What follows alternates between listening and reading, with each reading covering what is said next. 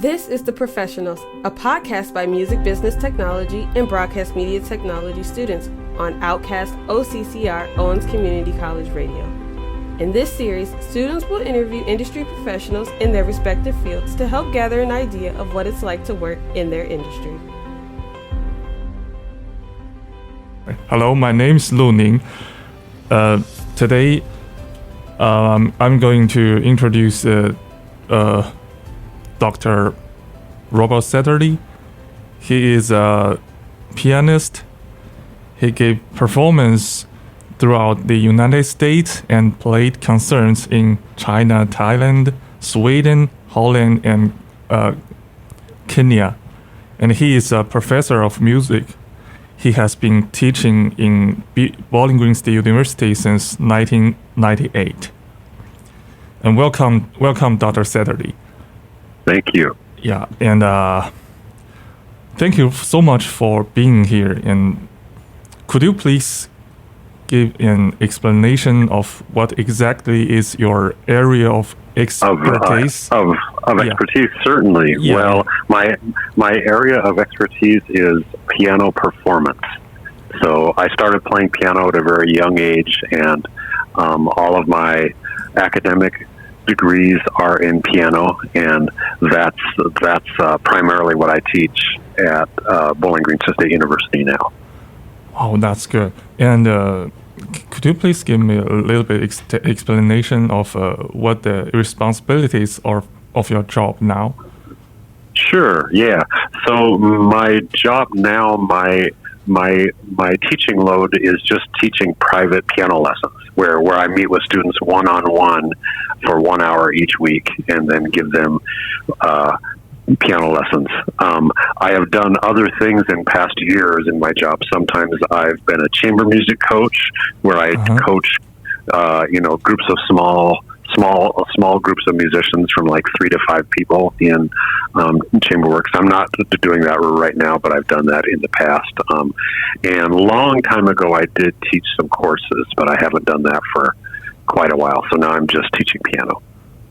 Oh, that sounds good. And so could you please tell me a little bit your school background? Like what school do you graduated? Sure, yeah. So my training was after I graduated from high school, I went to the University of Missouri in Kansas City, and that's actually a conservatory that's within the university. And I did a Bachelor of Piano Performance there, and then I went to the Peabody Institute, which is part of Johns Hopkins University in Baltimore, where I did a master's. And then after that, I went to Yale University, where I did a doctorate in piano. Wow, I know Yale is a really good university. Wow. And do you have any continuing educations after doing that? I actually didn't do any more formal, like, academic training, but of course, as a musician, I'm always trying to improve my skills. So sometimes I'll take a piano lesson from someone else, or I'll go play for someone just to get some coaching. Yeah, I got this. And as we know that you are not only a professor but also a performer, a really good performer. So what do you prefer with the performing and teaching? Which one do you like better? Oh, that's an impossible question to answer, because I really like both a lot. Oh. And I feel like both activities really feed each other. I mean, when I'm teaching, I learn a lot about what it's like to perform, and it actually helps my performing a lot. And I think it's also important to be able to perform, because then you understand what your students are going through. So the two are really intertwined. There's no way to separate them. Oh yeah, I got this.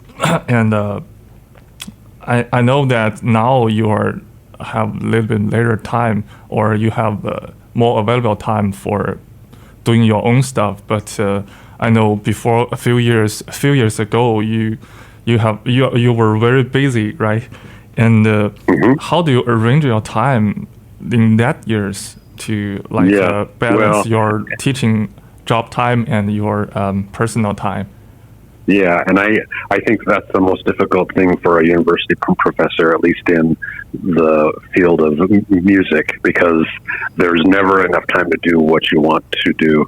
And for a long time, I had an administrative position. I ran the graduate program at the College of Musical Arts at BGSU, and so that took up a lot of my time. And the only thing that I can say is, for my personal time, I just have to be very organized and hopefully try to make time for my own practice and my own activities. I feel like in terms of piano playing, I would do a lot of practice during the summertime when I wasn't as busy as during the school year.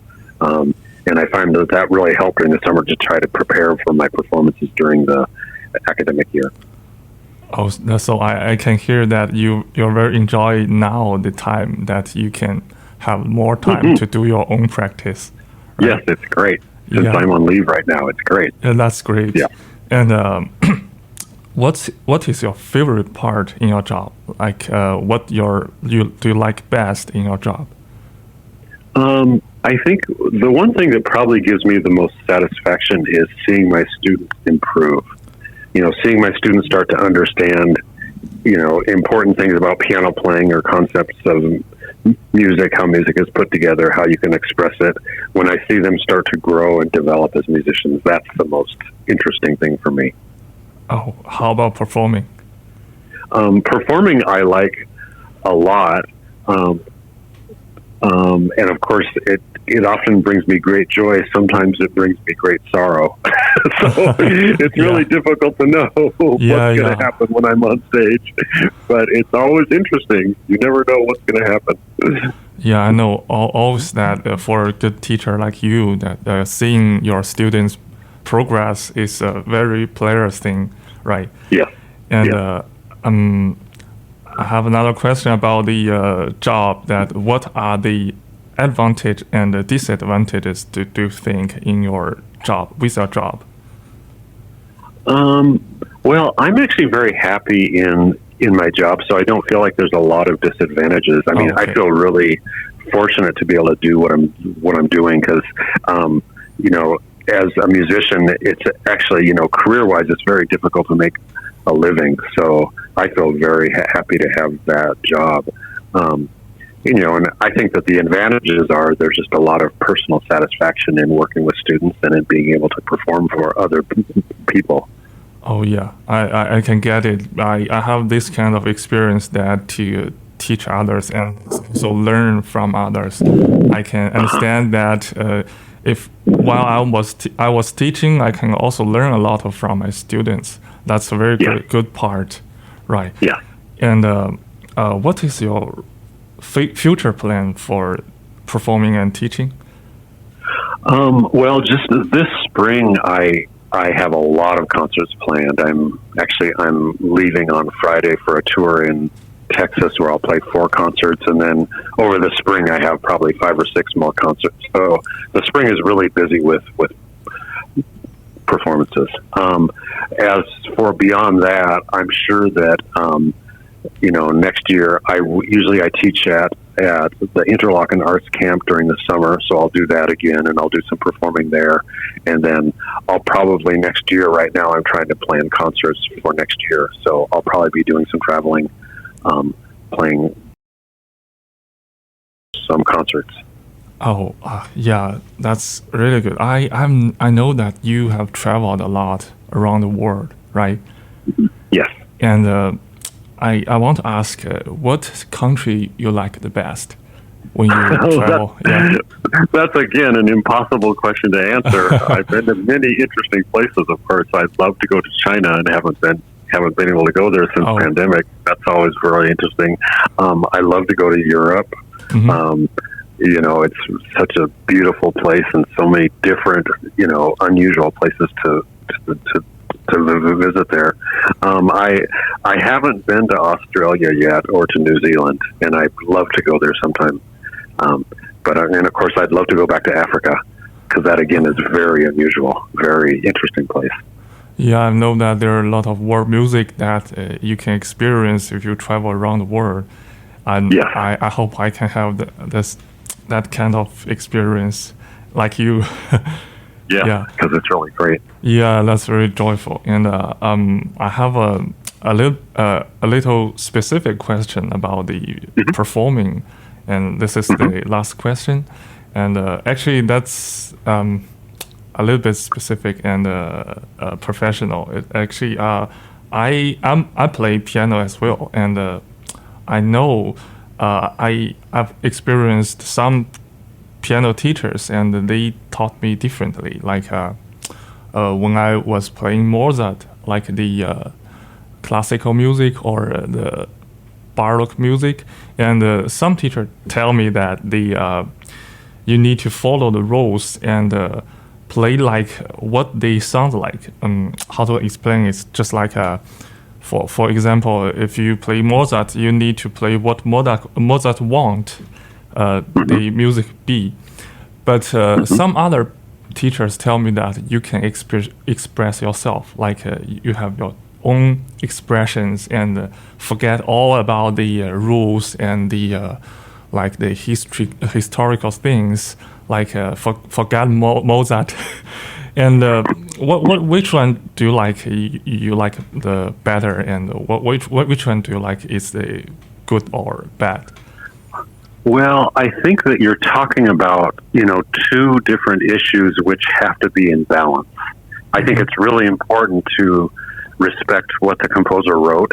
I mean, the composer always gave very specific direction and instruction about how the music should be played. And so, we spend a lot of time dealing with what we call performance practice, which is the study of learning how to play in different musical styles. So that Mozart sounds like Mozart, and Beethoven sounds like Beethoven, and Bach sounds like Bach. So I think that's very, very important. But within that boundary of performance practice, it's possible to have a lot of personal expression. And so if someone doesn't care about that at all, then their music won't communicate. And so it's very important, I think, within those boundaries of performance practice, understanding what the composer wrote, it's really important to try to find personal meaning in that and be able to communicate that to the audience. Oh. And I'll find with some students that they're really worried about everything being correct according to style. And so sometimes they don't have a lot of feeling or expression. And then sometimes people don't care at all about what the composer wrote and just play however they want. And so sometimes the music has lots of expression, but it doesn't have any structure. It's too wild. And so, you have to deal with a lot of different kinds of problems to help to guide students into a way that has more balance, where they're thinking about both things. Oh, okay. I got it. Yeah, that's all my interviews. Thank you so much, Dr. Satterlee. Great. Yeah. Sure, it's my pleasure. Yeah. So good talking to you today. It's good, very good to talk to you today. Have a wonderful day.